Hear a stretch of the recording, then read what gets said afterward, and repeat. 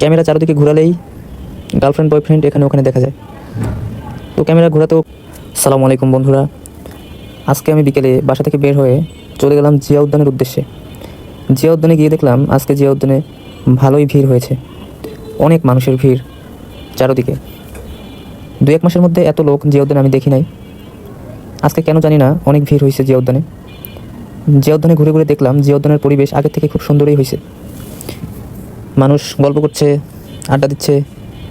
বেশিরভাগই যেটা চোখে পড়ে যে গার্লফ্রেন্ড বয়ফ্রেন্ড এখানে ওখানে বসে আছে। ক্যামেরা চারদিকে ঘোরালেই গার্লফ্রেন্ড বয়ফ্রেন্ড এখানে ওখানে দেখা যায়। তো ক্যামেরা ঘোরাতেও একটু নার্ভাস ফিল করি। যাই হোক, মূল বিষয়টা হলো ভিডিওটা করতে হবে এবং আপনাদের দেখাতে হবে যে জিয়া উদ্যানে কী পরিমাণে ভিড় আজকে হচ্ছে এবং জিয়া উদ্যানে গার্লফ্রেন্ড বয়ফ্রেন্ড এসে কী করে এবং মানুষ কী করতে আসে জিয়া উদ্যান। তারপরে একটু হাঁটতে হাঁটতে সামনে আসলাম। তারপরে দেখলাম এখানে এক ধরনের খেলা চলছে। খেলাটা যদিও আমার পছন্দ না, এক ধরনের ফাঁদ পেতে রাখা আর কি। মানে 3টা বোতল, 3টা স্প্রিট ক্যান রাখা আছে। স্প্রিট ক্যানে মানে একটা টেনিস বল মারতে হবে এবং 3টা ক্যানের বোতলেই ফেলে দিতে হবে, যেটা সম্ভব না আদৌ।